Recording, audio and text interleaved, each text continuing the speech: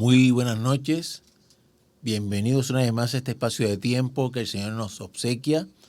Recibo un saludo de la Iglesia Cristiana Berlején, Casa de Pan y Refugio, de todo el cuerpo de ancianos, de todos aquellos corazones que ponen su esfuerzo para que esta experiencia sea posible, teniendo tú presente siempre que el objetivo de la misma eres tú. Todo lo que hacemos es para gloria y honra del Señor, pero tú eres el objetivo desde el punto de vista de ser alcanzado por la palabra. Para, en primer lugar, si aún no conoces de Jesucristo, puedas abrir tu corazón, rendirte a sus pies y disfrutar lo que eternamente de verdad es la vida. Y para los restantes, aquellos hermanos en la fe que ya han conocido del Maestro, esto es un tiempo donde seguimos edificando sobre la roca, donde seguimos estructurando nuestra vida a base de la palabra, que es el verdadero pan, que construye nuestro ser a la imagen y semejanza de nuestro Señor Jesucristo. Las semanas pasadas hemos estado precisamente compartiendo en torno a la conducta de Jesús.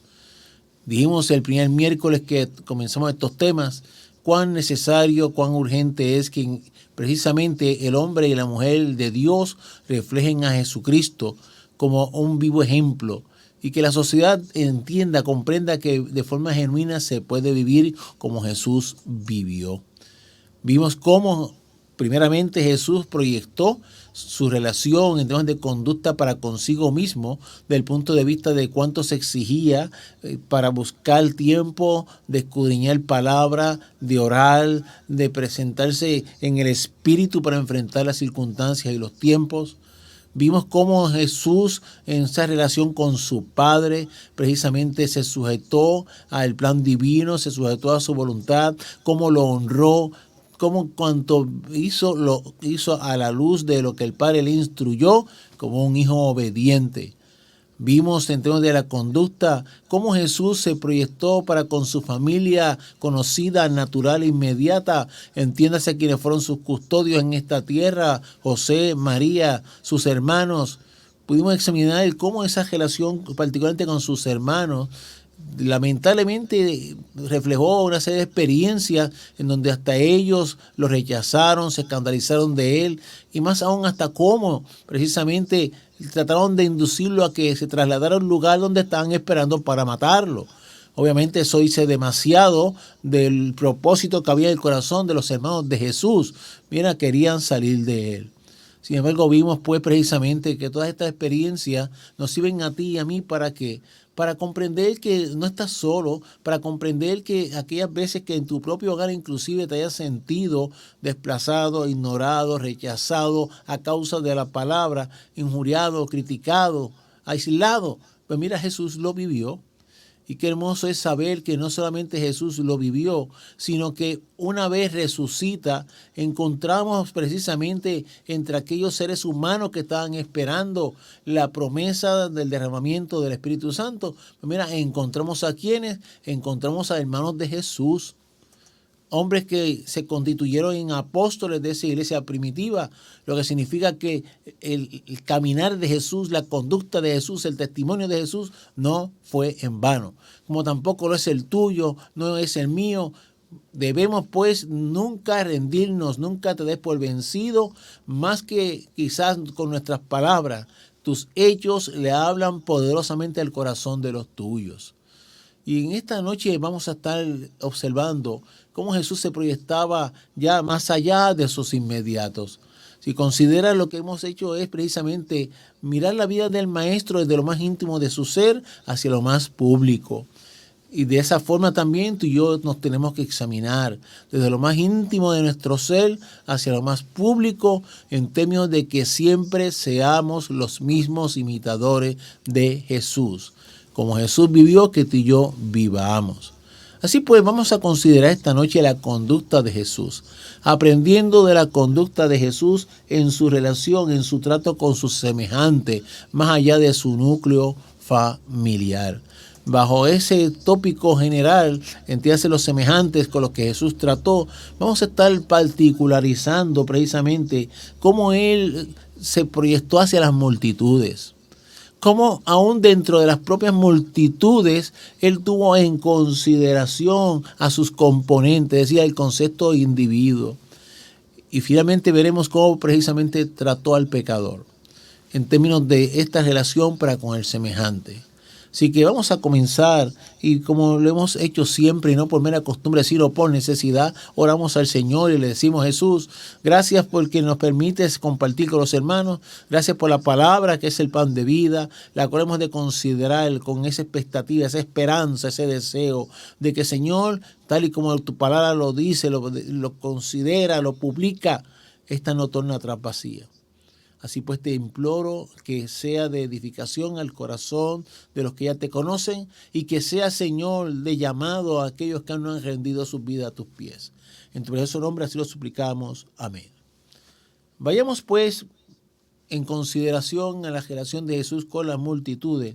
Allí en la palabra del libro de Mateo, Mateo capítulo 9, versos 35 y 36. La invitación que siempre te hago: por favor, libreta en mano, lápiz, haz tus apuntes. Toma nota de lo que compartamos y luego estudia tú mismo la palabra. No descanses en lo que yo meramente te pueda exponer, no descanses en lo que meramente tú puedas escuchar porque otros lo dijeron. Entra en la palabra, nada en la palabra, y verás qué hermoso, qué tesoro precioso ha puesto el Señor a tu alcance y del mío.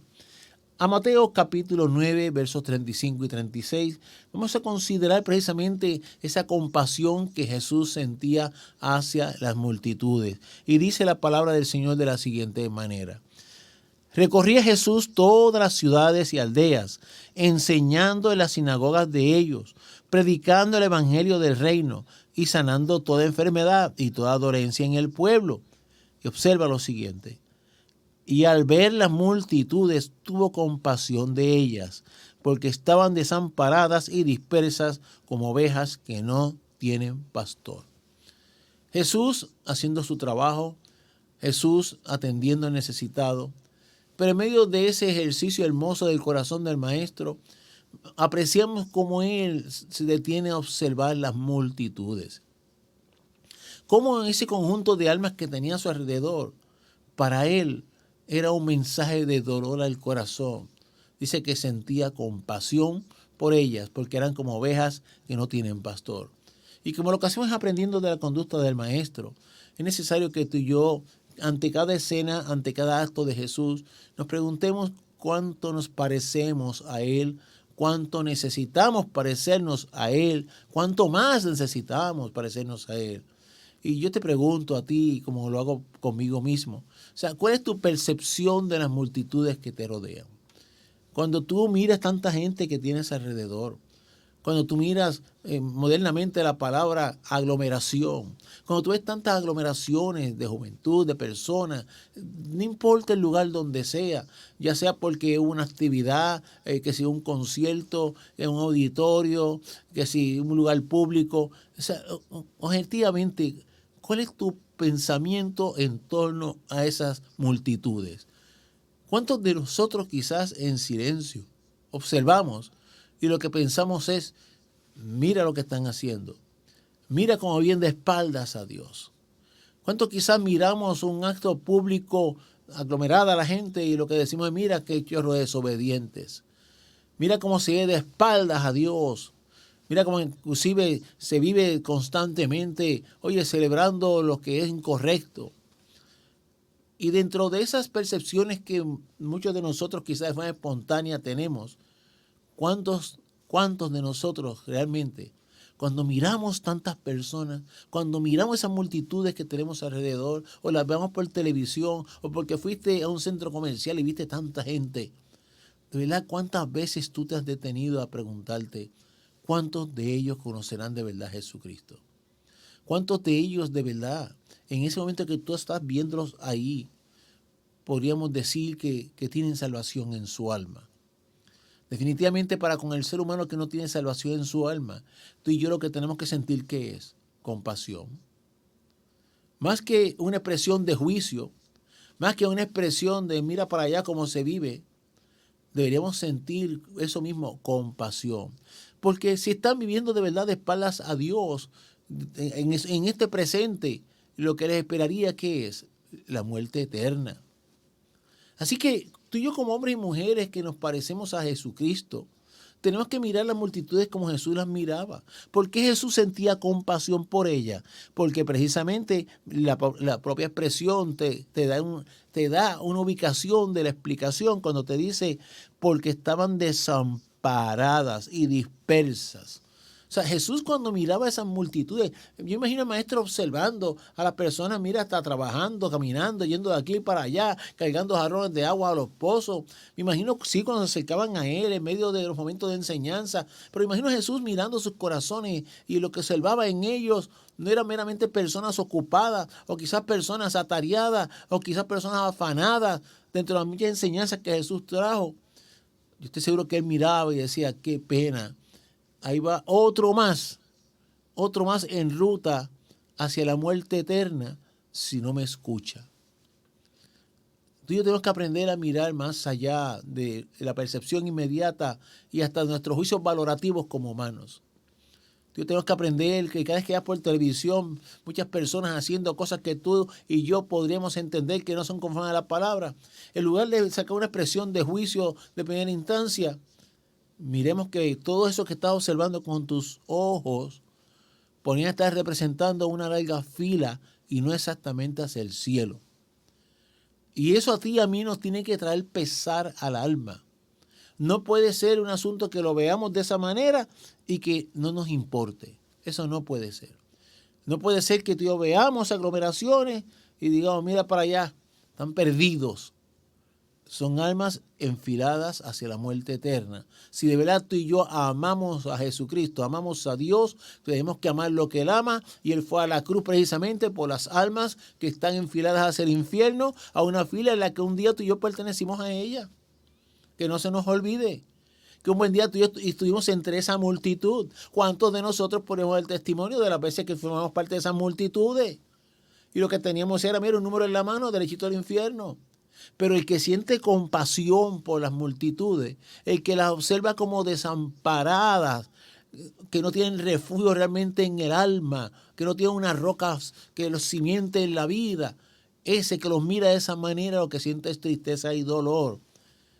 Y dispersas, porque mira, el ser humano que no tiene Cristo en el corazón definitivamente anda sin orientación, anda sin ruta propia en el sentido de cómo caminar con corrección en esta tierra, y la ruta que él espera es esa, la de la muerte eterna. Dispersas, carentes de un guía, carentes de dirección. Y ahí estamos tú y yo. Y no tienes que ir muy lejos, ni yo tampoco. Nuestra multitud inmediata abre la ventana de tu casa. Esta noche antes de ir al descanso, párate en tu balcón, párate frente a la puerta de entrada de tu casa y no tienes ni que hablar con nadie. Comienza a mirar las casas a tu alrededor y pregúntate cuántas veces tú los has mirado como seres humanos que necesitan de guianza, de dirección, y que de no tenerla su ruta, lo que le espera, su fin es muerte eterna. Cambiemos la visión, cambiemos la manera de mirar a las personas y mirémonos como Jesús los miraba, como necesitados. ¿De qué? De un pastor. Y nuestro pastor es Jesucristo. Qué privilegio, qué regalo nos hicieron a ti y a mí, que nos sacaron de medio de la multitud que iba rumbo al infierno, y ese pastor que nos rescató hoy día a día nos sigue formando, y parte de esa formación es lo que hoy estamos hablando, que tú y yo pensemos como Él piensa, para que seamos instrumentos de amparar personas cuya ruta es la muerte eterna. Que seamos instrumentos de llevar guianza a otros con hechos. Pero esos hechos empiezan en el corazón. Yo tengo que cambiar mi percepción y manera de mirar antes de yo hablar lo que voy a hacer. Si yo no lo siento, no lo voy a hacer de forma genuina. Así que tengo que empezar bien adentro, de verdad, a compadecerme del que se pierde. Me tiene que importar. Me tiene que cargar y me tiene inclusive que llevar a doblar mis rodillas por ellos, haciendo esa realidad de la perdición. Oye, como lo que movió a Jesucristo a la cruz, y por eso tú y yo estamos hoy salvos por su misericordia. Sigue enseñando las palabras en términos de la conducta del maestro con relación a sus semejantes en medio de esas multitudes. Oye, que él se preocupaba porque la multitud que le seguía fuera bien atendida. O sea, por un lado, acabamos de mirar, cuando Jesús observaba, corría su mirada hacia todos los que le rodeaban, ya vimos cómo se sentía su corazón. Y en términos de aquellos que le respondían para escucharle enseñar, para escucharle disertar los tesoros del cielo, sabes que él se preocupaba porque fueran bien atendidos. Mira la palabra en Marcos 8, versos 1 al 3, dice la palabra del Señor de la siguiente manera. En aquellos días, como había una gran multitud, otra vez, mira, mucha gente, había una gran multitud y no tenían qué comer, Jesús llamó a sus discípulos y les dijo, tengo compasión de la gente, porque ya hace 3 días que están conmigo y no tienen qué comer. Y si los enviaren ayunas a sus casas, se desmayarán en el camino, pues algunos de ellos han venido de lejos. Aquellas multitudes para Jesús eran tan importantes, que no solamente se compadecía por la calidad de esas almas huérfanas en su ser, sino que se compadecía también de su necesidad inmediata y real. Así que cuando tú y yo miramos las multitudes, ya dijimos, la primera carga tiene que ser el estado de sus almas para la eternidad. Pero también nos tiene que ocupar en la mente las necesidades inmediatas que en esta tierra se viven. Son seres humanos como tú y yo. A veces te tengo que admitir que los tiempos que vivimos, me preocupa qué representan las multitudes, aún para aquellos lugares donde nos llamamos iglesias o congregaciones. ¿Qué representa la gente para los ministerios? Clamemos porque para los ministerios nunca sean meramente una representación de algo bueno, una representación de que estamos bien. Clamemos de que no sea una representación meramente de que tenemos mucha gente que nos rodea, mucha gente que nos oye, que nos escucha. Y cuando digo que clamemos es porque en el tiempo que yo vivimos, un elemento que se ha levantado nuevo es la necesidad, precisamente de ser atendido, de ser escuchado, de ser oído, que nace en ciertos hombres que más que mirar las muchas personas como almas, las miran como seguidores. Y eso es triste. Así que clamemos tú y yo por los propósitos reales.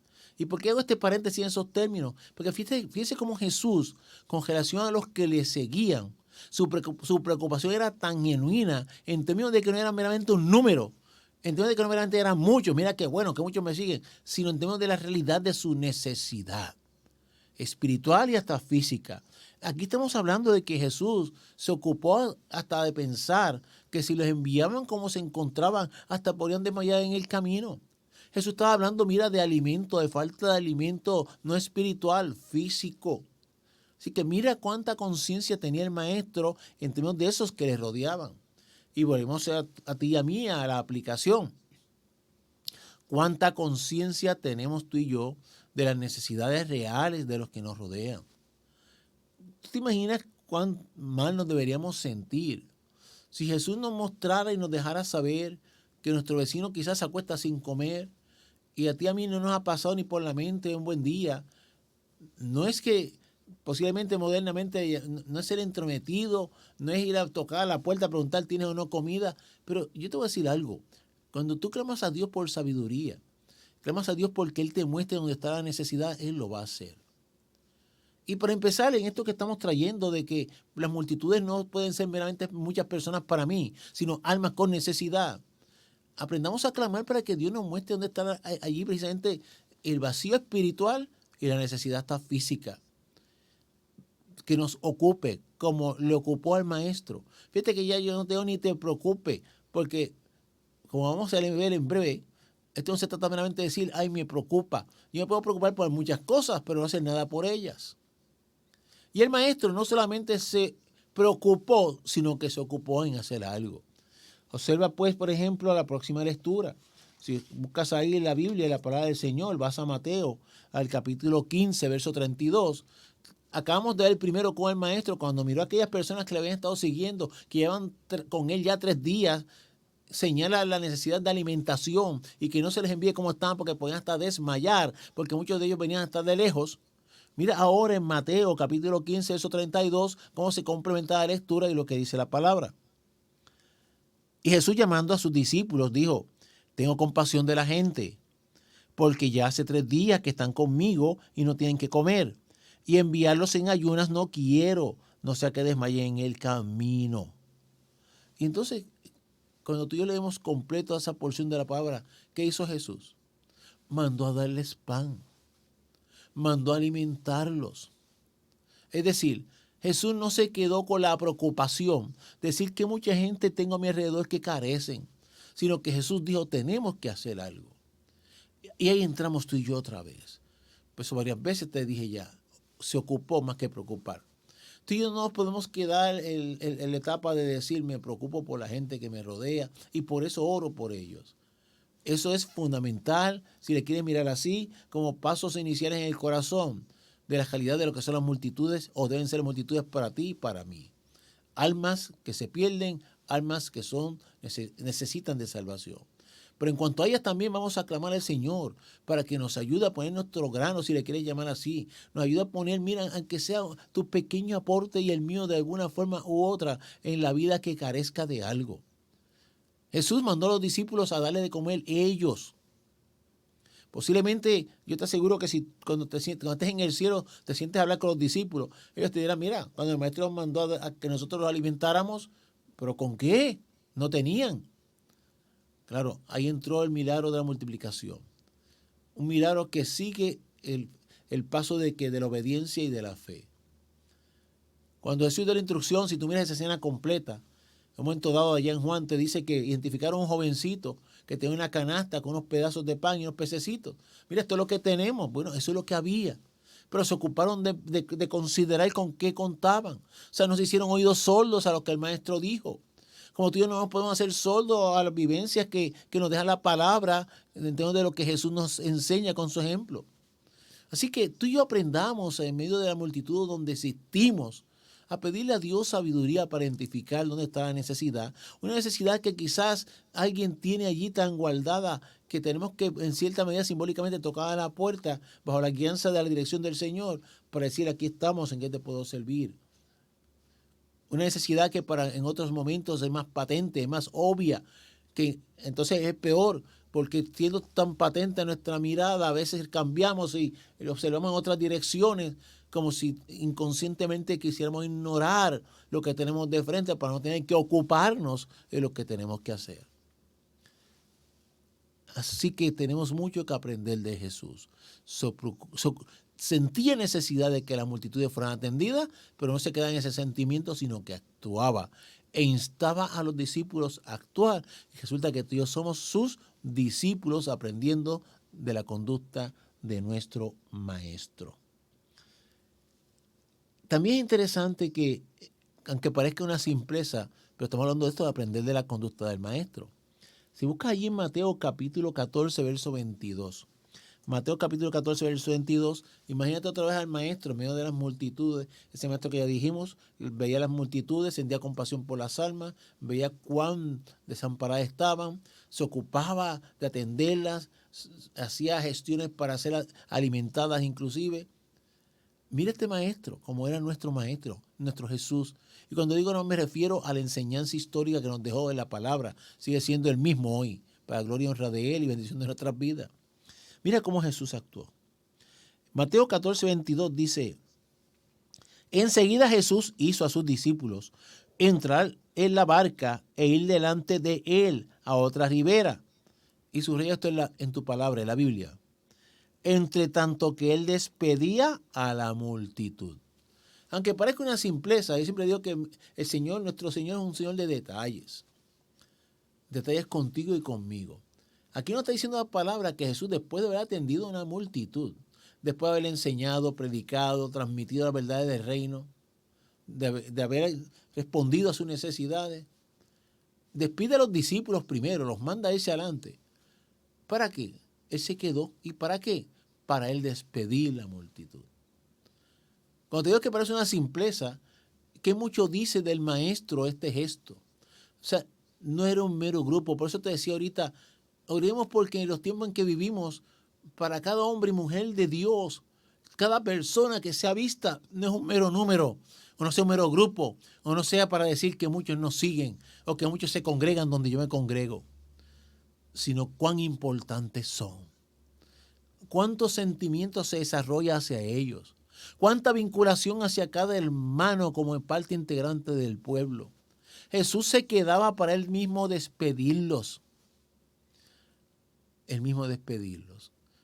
Ponte tú en el lugar de uno de esos integrantes de esa multitud. ¿Cómo tú te habrás sentido si tú observas que Jesús, después que predica, enseña, instruye, termina, oye, manda adelante a aquellos que están colaborando con él, entiéndase los discípulos, y se queda contigo y el restante de la multitud? ¿Sabes para qué? Para decirte hasta luego, que tengan buenas noches, cuídense por el camino, o hasta mañana. ¿Cómo tú observarías eso? Definitivamente ese tipo de detalle te habla a ti y me habla a mí de cuán importante tú eres para el Señor. De cuán importante ciertamente era cada uno de aquellos integrantes de la multitud para Él. Detalles. Y tú y yo estamos aprendiendo de Jesús. Que los detalles de nuestra vida le hablen a aquellos que nos rodean de cuán importantes son. Algo tan simple, si estamos hablando aquí de una despedida, tan simple como un saludo, como una cortesía. Cuando a ti y a mí nos ven pasar por nuestra calle y hay un vecino cortando la grama, lavando el carro, se siente en la acera, está botando la basura, ¿a cuántos de nosotros nos cuesta decirle un hola y un hasta luego? Aunque sea con la mano, un gesto a distancia. ¿O cuántos vamos tan metidos en nuestros asuntos de la vida diaria que es como si tuviéramos unas gringolas ahí puestas y no tengo tiempo ni para levantar una mano y decir hola o hasta luego? Son detalles que hablan en el corazón. Pero te decía, ponte en el lugar de uno de los integrantes de esa multitud. Como tú recibirías esos detalles de parte del maestro. A mí, posiblemente, ese detalle de la despedida del maestro, sin restarle al tesoro del contenido de su enseñanza, posiblemente ese detalle, oye, puso a pensar a muchos de los que estaban allí presentes, más que el propio mensaje instruido y compartido. Y así ocurre en nuestra vida. Quizás tú y yo pasamos una vida hablando a nuestros hijos, a nuestros hermanos, a nuestros vecinos, a nuestros conocidos compañeros de trabajo, y vamos a la expresión, hasta cantaleteándoles a base de la palabra, pero con nuestros detalles de vida, en lugar de traerlos, los espantamos, porque somos de los que llegamos y ni hay un buenos días, ni un hasta luego, ni un buenas tardes. No hay cortesía. Que mucho aprendemos de la conducta de Jesús. Y no solamente se ocupó hasta de despedirlos, sino que entramos ahora a una contraparte de las realidades que Jesús tuvo que enfrentar y que con su conducta nos enseña cómo manejarlos, cómo ser. O sea, repasa un momentito lo que hemos dicho hasta aquí de Jesús ante las multitudes. Preocupado por ellas, viéndolos desamparados, reconociendo que estaban sin guianza, quedándose para atenderles y hasta para despedirlos.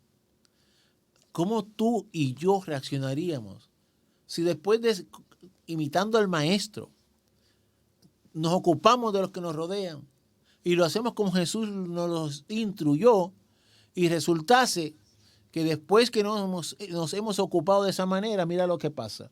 Acompáñame a Juan capítulo 8, verso 59. Juan capítulo 8, verso 59, dice así. Tomaron piedras para arrojárselas. Pero Jesús se escondió y salió del templo y atravesando por en medio de ellos se fue. ¿Por qué te leo ese verso? Si lees el completo del capítulo, los que anteceden, si miras toda esta historia que estamos compartiendo a través de los evangelios, tú sabes de aquellas multitudes, cuántos de ellos estuvieron allí en un momento dado, cuando después de escuchar al maestro, después de mirar a aquel que se ocupó de ellos, que se preocupó por ellos, que gestionó para que no desmayaran hasta en el camino, que hasta lo vieron quedarse para despedirlos. ¿Tú sabes lo que es que a ti entonces te paguen recogiendo piedras a esas multitudes para tirártelas a ti? ¿Cómo hubiésemos reaccionado tú y yo? ¿Cuántos quizás de los que nos están escuchando nos podrían decir en una similitud de conducta y situaciones? Oye, después que me ocupé de mi vecino, después que tuve atención de él, después que hasta en María, en el huracán me refiero, me acerqué a él, a ofrecerle lo que yo tenía y hasta mis manos le presté para atender algún asunto en su casa. Después resulta que por la razón que sea, se ubica en una posición simbólica de coger piedras para tirártelas encima. ¿Cómo reaccionaríamos tú y yo? Pues sabes, Jesús vivió todo este tipo de experiencia. y desde ahora te anticipo, experiencias que no minaron en su corazón aquella voluntad y con la fuerza que desde la cruz exclamó: Padre, perdónalos porque no saben lo que hacen. Estamos aprendiendo del Maestro, de cómo Él era ante las multitudes. Qué tremendo, ¿verdad? Oye, ciertamente hay mucho que aprender desde el punto de vista no solamente de lo que hizo, sino de lo que nos enseña a nosotros con lo que hizo. Y en particular miremos algo en términos de cómo reaccionó ante esas multitudes. Vaya conmigo a Lucas capítulo 4, versos 28 al 30. Al oír estas cosas, todos en la sinagoga se llenaron de ira. Todos. Seguimos con los semejantes que rodeaban a Jesús. Y levantándose le echaron fuera de la ciudad y le llevaron hasta la cumbre del monte sobre el cual estaba edificada la ciudad de ellos. ¿Y para qué? Para despeñarle. Las mismas muchas personas que lo escucharon en el templo enseñar. Había muchas personas que lo escucharon hablar de cómo Dios amaba y ama y trae a la vida del necesitado, ese pastor que era Jesús mismo encarnado.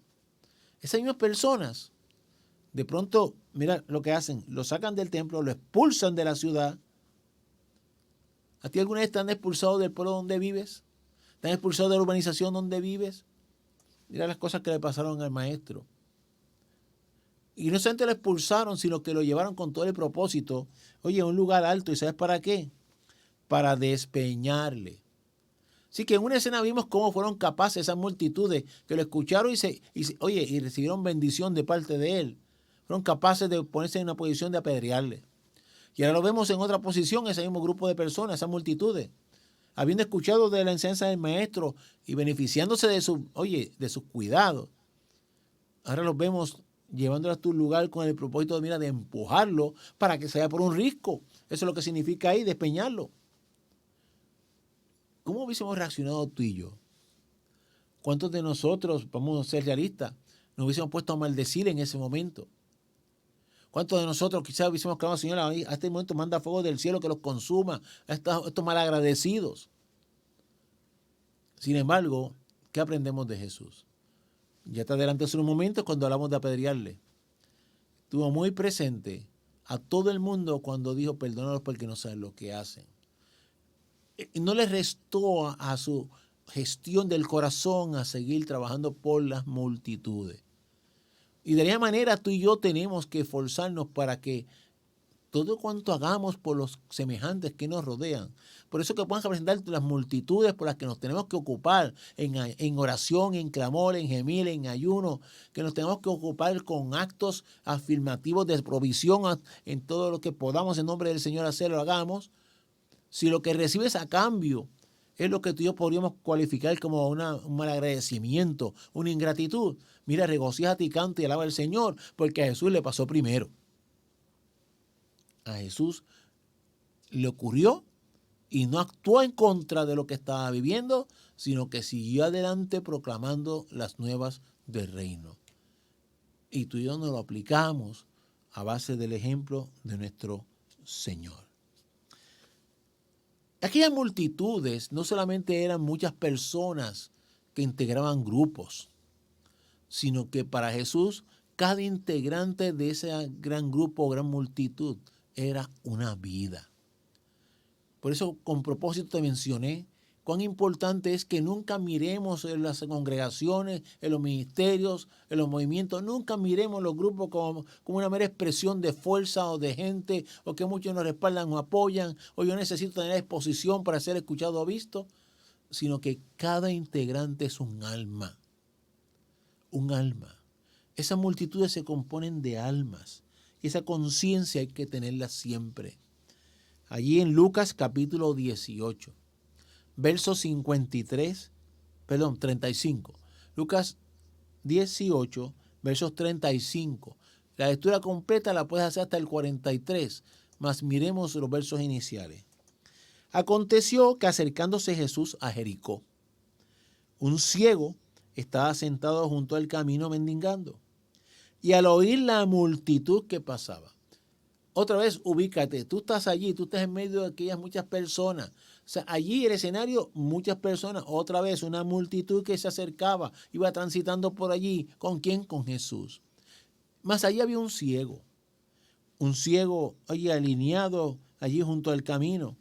Y cuando aquella multitud se acercaba e iba transitando, él preguntó que qué era aquello. O sea, era evidente que había mucho ruido, era evidente que había muchas personas, y el hombre preguntó que qué era aquello. Te llevo en particular al verso 39 y 40, dice así. Y los que iban delante le reprendían para que callase, se refieren al ciego.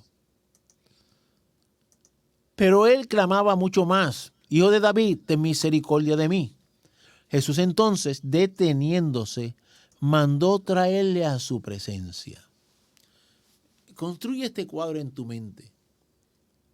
Jesús acompañado de una gran multitud. Un ciego junto al camino que cuando se entera lo que está ocurriendo comienza a exclamar, a llamar a Jesús, al Hijo de David. ¿Qué hubieses hecho tú? ¿Qué hubiese hecho yo? ¿Cuántos de nosotros, acompañados de un gran grupo, quizás con honestidad hubiésemos dicho, bueno, este es uno solo, yo llevo aquí un grupo grande, yo no me puedo detener a atender a este porque yo tengo muchas cosas que hacer con los muchos? ¿Cuántos de nosotros honestamente hubiésemos tenido el valor de detener a una multitud para atender a un solo hombre? Pues eso fue lo que hizo Jesús. Jesús detuvo la avanzada de esta multitud porque había un ser humano, había un alma con una necesidad allí junto al camino clamando por ayuda. Y eso fue suficiente para Jesús detener la marcha, la avanzada de aquellas personas y acercarse a donde estaba la necesidad. Y tú y yo, aprendiendo de la conducta del Maestro, vamos repasando en el corazón que esto no se trata de números, que no se trata de mucha gente, no se trata de tener muchos, se trata de que cada corazón es la razón de Jesús haber ido a la cruz. Y por cada corazón Él siente compasión. Y a cada corazón lo ve cuando está, desbandado, a la deriva sin dirección. Y de esa forma tú y yo tenemos que aprender a mirar. Tú y yo no miremos cientos, miremos almas individuales dentro de los que sean que están ante tus ojos. Y todos y cada uno de ellos tienen necesidades. Tú no digas, tengo muchos vecinos, yo tengo muchos corazones a mi alrededor, que cada uno de ellos individualmente tiene sus propias necesidades. Y que modernamente podríamos hablar hasta de la presión de grupo. Que los muchos no sean la razón para tú no detenerte ante la necesidad de uno solo. Uno solo fue y es suficiente razón para que Jesús detuviera un grupo, y uno solo es razón para que en el cielo haya fiesta cada vez que se convierte. Así que no nos parezca grande detener un grupo por uno. Mira, yo quizás perdona mi mente si yo soy muy imaginativo, o sea, pienso demasiado, imagino cosas, pero yo imagino en el cielo deteniendo toda gestión del universo para celebrar cada vez que se convierte uno. Así importantes son para Dios. En Lucas capítulo 4, versos 28 al 30, nos trae otra ilustración definitivamente de cómo esa preocupación, para ser correcto en la lectura, acompáñame a Mateo capítulo 8, versos 1 al 3, para ubicarte en términos de cómo cada integrante de la multitud movía el corazón de Jesús de distintas maneras. Mateo capítulo 8, versos 1 al 3. Cuando descendió Jesús del monte, le seguía mucha gente. Volvemos a las multitudes. ¿Y qué ocurre entre aquellas multitudes? He aquí vino un leproso y se postró ante él, diciendo, Señor, si quieres puedes limpiarme. Jesús se extendió la mano y le tocó, diciendo, quiero ser limpio. Y al instante su lepra desapareció. Fíjate cómo otra vez vemos al Maestro. Ahorita un ciego que de junto al camino gritó por ayuda. Jesús detuvo la marcha. Se detuvo ante aquel clamor. Ahora un hombre con lepra, siguiéndole a una multitud a Jesús cuando descendía del monte, se acercó a él. clamando por misericordia. ¿Qué hizo Jesús? Lo atendió. De lo que estamos es mirando cómo Jesús procedía en cada evento para tú y yo aprender. Tenemos que insistir a nosotros mismos. ¿Qué hago yo cuando, aún en medio de lo que represente la multitud que te rodea, que obviamente representa una multitud de ocupaciones, porque si hay muchas personas a tu alrededor, cada uno de ellos representa una ocupación de alguna manera u otra, ¿qué hago yo cuando alguien se acerca con lo que representaría otra ocupación más? ¿Qué le decimos? ¿Ya tengo suficiente? ¿Ya tengo bastante? ¿O nos detenemos a atender esa nueva necesidad que se nos cruza en el camino? Jesús, otra vez, se detuvo, recibió y bendijo. Que mucho tenemos que aprender del Maestro, ¿verdad? Tenemos que clamar de rodillas que Él nos ayude. En su caminar entre la multitud, ponía la mirada en aquel que se esforzaba por verlo. Y obviamente tú vas mirando una contraparte de estas hermosas verdades del Maestro en su conducta. Porque estamos hablando de aprender de Él para ser nosotros como Él hacia los demás. Pero dentro de ello, qué bonito es tener el entendimiento de que tú y yo, no importa cuántos hay en este universo, entiéndase por universo primero la Tierra, y después de los asuntos que Él tenga que atender en todo lo que creó, tú y yo estamos siempre presentes ante el Señor como lo que eres, una persona especial para Él. Para Él no hay multitudes, para Él estás tú que me estás escuchando. Y si no conoces del Señor, estás tú, particularmente tú eres más especial que nadie esta noche para Él. No importa la multitud que te rodea, te está mirando a ti. Y en este caso, pues, precisamente de esto se trata. ¿Cómo ponía la mirada en aquel que se esforzaba por verlo? Se recoge en Lucas capítulo 19. Lucas capítulo 19, versos 1 al 5. Habiendo entrado Jesús en Jericó, iba pasando por la ciudad. ¿Qué sucedió? Sucedió que un varón llamado Zaqueo, que era jefe de los publicanos y rico, procuraba ver quién era Jesús, pero no podía a causa de la multitud. Fíjate cómo el escenario sigue siendo el mismo. Mucha gente, a causa de la multitud, no podía ver, pues era pequeño de estatura. Y corriendo delante subió a un árbol sicómoro para verle, porque había de pasar por allí. Cuando Jesús llegó a aquel lugar, mirando hacia arriba, le vio y le dijo: Zaqueo, date prisa, desciende, porque hoy es necesario que pose yo en tu casa. Fíjate cómo el Maestro, qué capacidad. Empezamos la experiencia de lo que es aprender de Él de las multitudes, observando cómo Él contemplaba multitudes y lo que ocasionaba en su corazón. Hemos ido examinando cómo en el detalle de los componentes de esas multitudes Él actuaba. Qué capacidad en donde por un lado se asegura de observarlos a todos, pero su mirada se detiene en el corazón que necesita. Allí, en medio de esta multitud que no le permitía a este hombre ver a Jesús, Él hace un esfuerzo y se trepa un árbol. Y Jesús, cuando pasa, otra vez se detiene. Perdona la repetición, pero es que para mí es crucial. Cómo Jesús, cuantas veces fue necesario, detuvo multitudes. ¿Para qué? Para atender necesidades. Y aquí puso su mirada en alguien que lo estaba buscando. ¿Qué hacemos tú y yo en las multitudes de personas, en la multitud de responsabilidades, en la multitud de eventos que puedan representar cada uno de los que nos rodean en nuestra vida? Inclusive las multitudes de preocupaciones que cada uno de ellos puedan traer a tu vida. Mira, mientras más personas tú conoces, más ocupaciones tienes en tu corazón y más, responsabilidad en tus rodillas para seguir clamando por ellos. Jesús puso la mirada en los ojos de aquel hombre que le buscaba.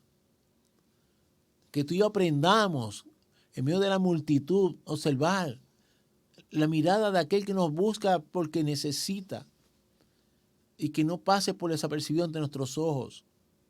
Y pidamos a Dios el discernimiento y la sabiduría precisamente para instruir, responder. Sigue enseñando el Maestro. Reconocía virtudes entre los que le rodeaban. Jesús reconocía virtudes entre los que le rodeaban. Miren Mateo capítulo 8, verso 10, la palabra del Señor dice así. Al oírlo Jesús se maravilló y dijo a los que le seguían, de cierto os digo que ni aun en Israel he hallado tanta fe. Imagínate que tú estás allí escuchando otra vez entre las multitudes al maestro. Resulta que entre aquellas multitudes llega una persona y comienza un diálogo, un tema con Jesús. Y en medio de lo que están compartiendo, viene el maestro tras oírlo. Enfatizo, tras oírlo, en medio de la multitud. Jesús se maravilló. Es decir, reconoció. Y no solamente lo reconoció en términos de lo que provocó en él, sino que lo exteriorizó, lo dijo. Y dijo a los que le seguían, de cierto os digo que ni aun en Israel he hallado tanta fe. ¿Por qué lo traigo como uno de los datos para tú y yo aprender de parte del maestro manejando multitudes? O sea, entre mucha gente, cuando alguien se le acercó para empezar, tuvo, oye, la delicadeza de afinar su oído. Tú y yo tenemos que aprender a escuchar. ¿Cuántas veces tú y yo tendríamos que aceptar que alguien se acerca a hablarnos y a veces ni lo dejamos hablar? Es más, ¿cuántas veces quizá hemos dicho, yo sé a lo que tú vienes, yo sé lo que tú me quieres decir? Sí, pero mira, y lo detenemos. O cuántas veces nos están hablando y mira, perdóname, parece que estamos ahí, pero quizás ya adentro tenemos nuestra opinión formada, nuestro propio pensar sobre el asunto y quizás lo dejamos terminar por cortesía, pero mira, esto es lo que hay. Wow, ver a Jesús siendo quien era Jesús, prestar oído. Yo tengo que prestar los míos a los que me rodean, atenderlos, escucharlos. Y tras escucharlo, ver a Jesús reconociendo la virtud que había en aquel ser humano. ¿Cuántos de nosotros reconocemos virtudes en aquellos que nos rodean? ¿Cuántos de nosotros reconocemos, oye, los detalles que trae nuestra vida aquellos que conocemos? Qué bonito es que tú y yo tengamos la capacidad de decirle a alguien que está a tu lado colaborando en medio de las multitudes, oye, eso te quedó bien. Qué bueno, oye, la verdad es que lo que hiciste lo aprecio. Ponlo al revés siempre. En lugar de ser tú el maestro, imagínate que estás en medio de la multitud y te esfuerzas por hacer unas cosas, te esfuerzas por servir. Y mira, sabemos, mira, el que sirve lo hace con gusto, con gozo. Hemos hablado en el pasado sobre el servicio, el verdadero siervo. Como Jesús lo resumió, mira, y el que sirvió, pues hizo lo que tenía que hacer. Esas son verdades, pero no deja de ser también una verdad bíblica. Por otro lado dice, mira, reconocer entre vosotros a los que trabajan. O sea, esto es un componente donde mi parte es hacer lo que tengo que hacer y no hacerlo buscando laureles, pero la parte mía también es reconocer a aquellos que trabajan con desprendimiento en su corazón. Oye, tengo que reconocerlo porque eso incentiva el alma. Y Jesús se ocupó de reconocer una virtud en este hombre.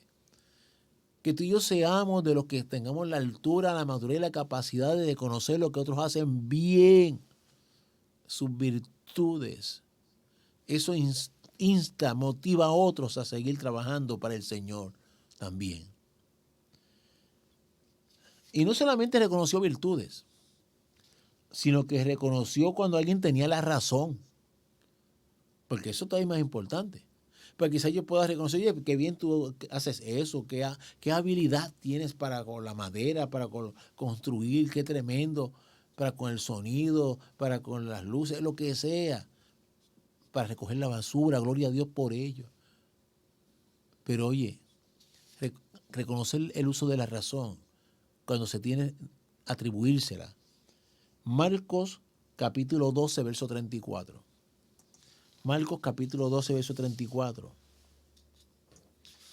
Mira cómo Jesús en un momento dado se manifestó. Jesús entonces, viendo que había respondido sabiamente, le dijo, no estás lejos del reino de Dios. Y ya ninguno osaba preguntarle. La conversación la puedes buscar completa en esa porción citada allí en Marcos capítulo 12. Lo puedes buscar completa.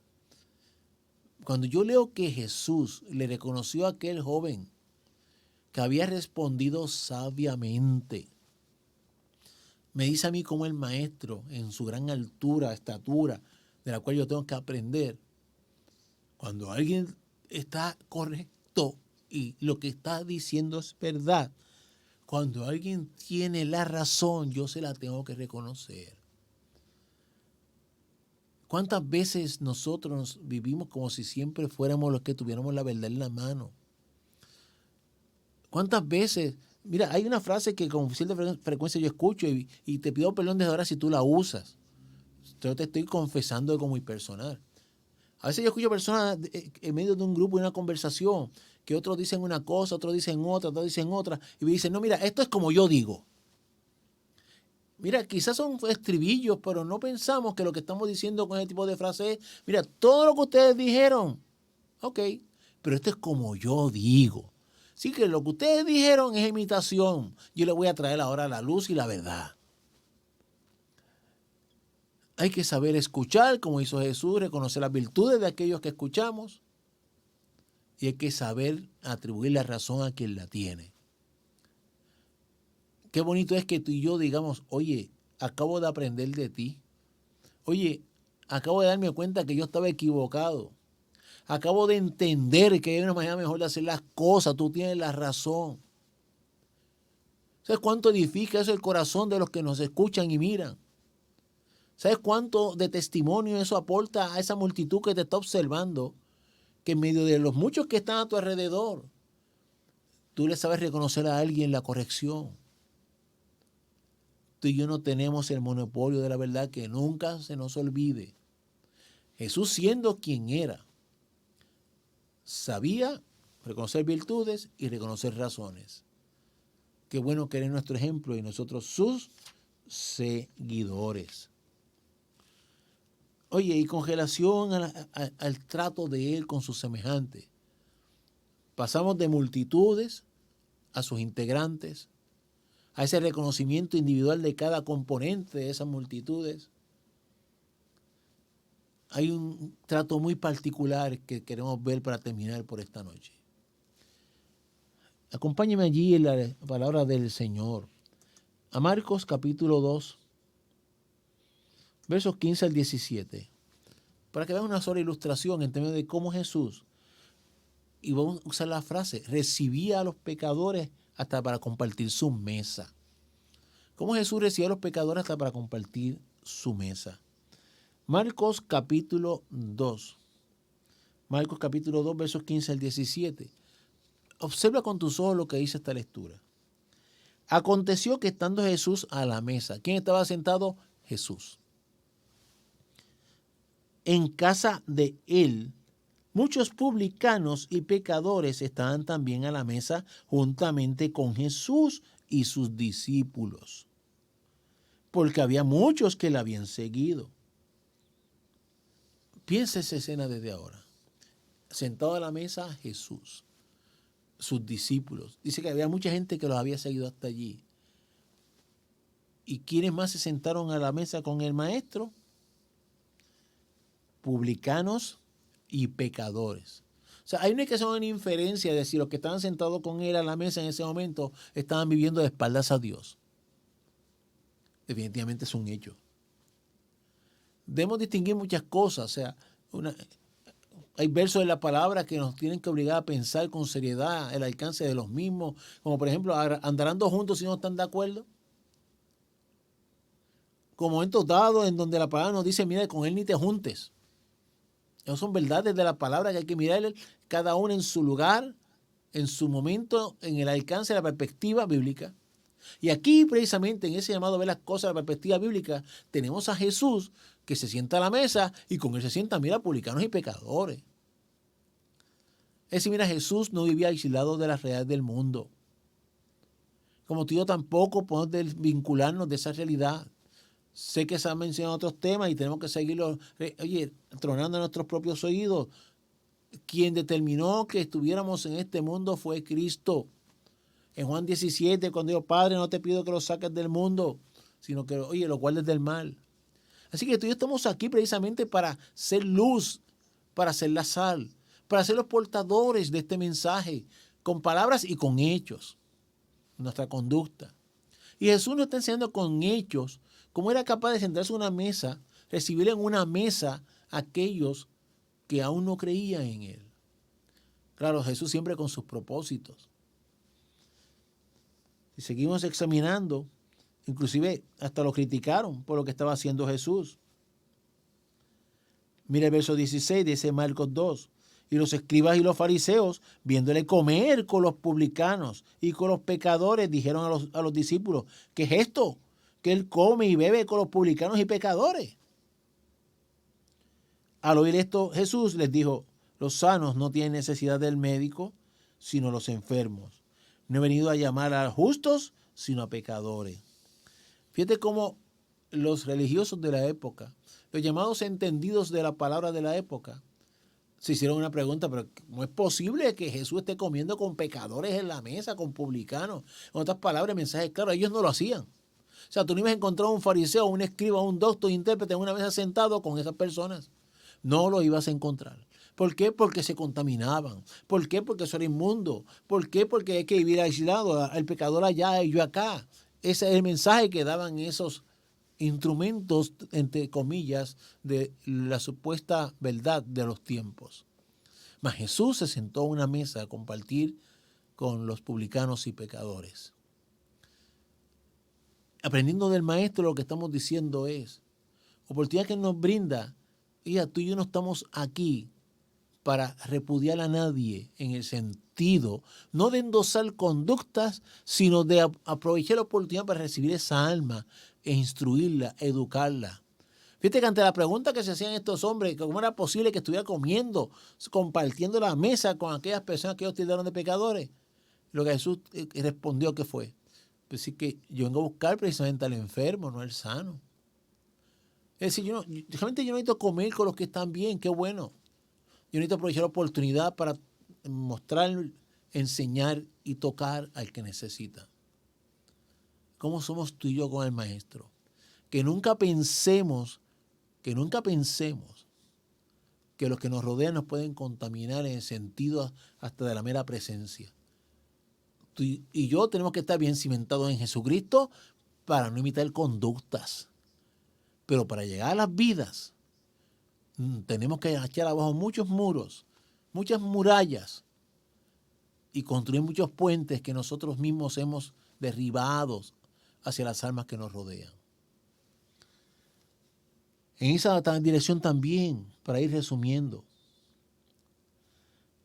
fíjese cómo el Maestro aprovechaba no solamente la oportunidad para hablar, como te acabo de decir, de los pecadores, sino tras haberlos hasta educado, se encargaba y aseguraba de formar, dirigir y hasta corregir con el amor que le caracterizaba.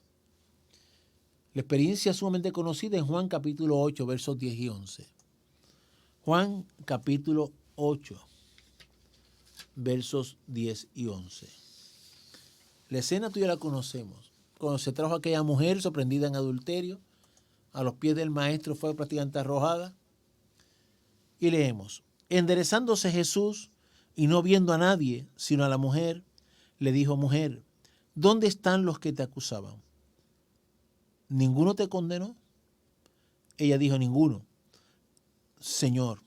Entonces Jesús le dijo, ni yo te condeno, vete y no peques más. Si fuéramos a hablar de las veces que Jesús aprovechó para compartir con semejantes que la sociedad tildó de pecadores, pero lo hizo con el propósito precisamente de llevar la verdad al corazón, fueron muchas. Mencionamos comiendo con pecadores y con publicanos. Si fuéramos a hablar allá en el Evangelio de Juan, de cuando en el pozo de Jacob se encontró con la mujer samaritana, tendríamos que hablar de cómo Jesús atendió a un ser humano que había recurrido a una misma conducta incorrecta, pecaminosa, pero Jesús se aseguró de aprovechar el momento del encuentro para llevarle la verdad del reino con amor, con dulzura, pero con firmeza. ¿Verdad? Que la confrontó y cambió y se lo dijo a los suyos, cambió y testificó, y los suyos también cambiaron y se rindieron a los pies del Maestro. Por la manera en que Jesús aprovechó la ocasión, aprovechó el momento para hablarle a una mujer que carecía, tenía vacíos y que había recurrido a la misma conducta. Y en la lectura que acabamos de hacer, cómo Jesús aprovechó un momento en que le traen a una mujer para prácticamente se una a él en el juicio que ya la habían hecho. Fíjate que Jesús aprovecha el momento en términos de que dice, yo tampoco te condeno, pero vete y no peques más. O sea, aprovechar la ocasión con nuestros semejantes en términos de dar lo mejor de nosotros, pero no meramente para congraciarnos con ellos, para que ellos se sientan bien. No se trata meramente de que aquellos que comieron con Jesús en la mesa dijeran, comimos con el maestro. De él se llevan siempre un ejemplo y un mensaje. No se trata de que la mujer samaritana dijera, Jesús me dio un discurso precioso en el pozo. No, le dio agua de vida, la confrontó con la eternidad real, con aquel que ellos adoraban sin saber, al Padre Celestial. Y la mujer conocida como la adúltera, de Jesús se llevó una enseñanza. Perdón, pero un llamado a corregir y a no tropezar más. Qué bonito el trato de Jesús con sus semejantes. ¿Cómo tú y yo tratamos a los que nos rodean? El propósito de este compartir es que nos evaluemos en ese espejo que es nuestro maestro y que tenemos la oportunidad y el privilegio de imitarlo. Y más que oportunidad y privilegio, recuerda donde empezamos la primera noche. Prácticamente es una encomienda. Aprended de mí, que soy manso y humilde, que aprendamos de él. Y cuando escuchamos allá en Corintios, ser imitadores de mí como yo de Cristo. Wow, tenemos un reto. Vamos pos la estatura de alguien que sí podemos alcanzar, que es maravillosa, la de nuestro Maestro. Vamos a continuar el próximo miércoles, Dios mediante. Seguimos considerando la conducta de Jesús y vamos a estar viendo su proceder ante el orden establecido de la época. Vamos a orar en este momento, hermanos. Jesús, gracias te damos a ti por tu palabra, por lo que nos enseña, por tus cuidados. Gracias por mis hermanos. Te presento a aquellos en particular que aún no te conocen. Por favor, en sus hogares, que tu palabra siga trabajando en sus corazones, en sus mentes, en sus vidas. Señor, que inclusive cuando vayan al descanso tengan que evaluarla. Y nosotros los que te hemos conocido, Jesús, con más razón, vayamos con todo el propósito de mirarnos en la palabra como en el espejo que es, para seguir corrigiendo nuestras vidas, seguir creciendo en ti, para seguirte imitando en todos los renglones de nuestro existir en esta tierra. Señor, gracias por tu cuidado y bondad. En tu hermoso nombre, Jesús, oramos. Amén. Recordándoles que Dios mediante mañana se reúnen nuestros jóvenes adultos en la casa del Señor. Seguimos alabando, adorando su nombre, compartiendo su palabra. El viernes nuestra juventud regresa a la casa del Señor a las 7:30. Están teniendo unas experiencias hermosas, hermano. Hermosas. Así que sigo orando por nuestra juventud, sigo orando por los jóvenes adultos, sigo orando por todo el mundo, porque Dios está haciendo algo hermoso en nuestras vidas. Él nos sigue construyendo. Recuerda que estamos edificando cada día sobre la roca que es Jesucristo. Para seguir avanzando, para no retroceder, la única manera es echando raíces en Jesucristo, la roca. Y el domingo, Dios mediante, a las 8 de la mañana tenemos el primer culto. Sigue siendo los atrios de la casa del Señor, de 8 a 9, Dios mediante. A las 9:15 comienza la escuela bíblica. A las 10:30 el segundo culto. Para ambas experiencias tienes que registrarte, como hasta ahora lo hemos hecho, a través del 787-949-1741. Le rogamos a Dios que te continúe bendiciendo. Al Señor damos las gracias por esta oportunidad y que Él nos siga formando para ser como Él quiere que seamos. Que Dios te bendiga. Jesús, gracias por la oportunidad que me has dado. En tu hermoso nombre, Jesús, oramos. Amén.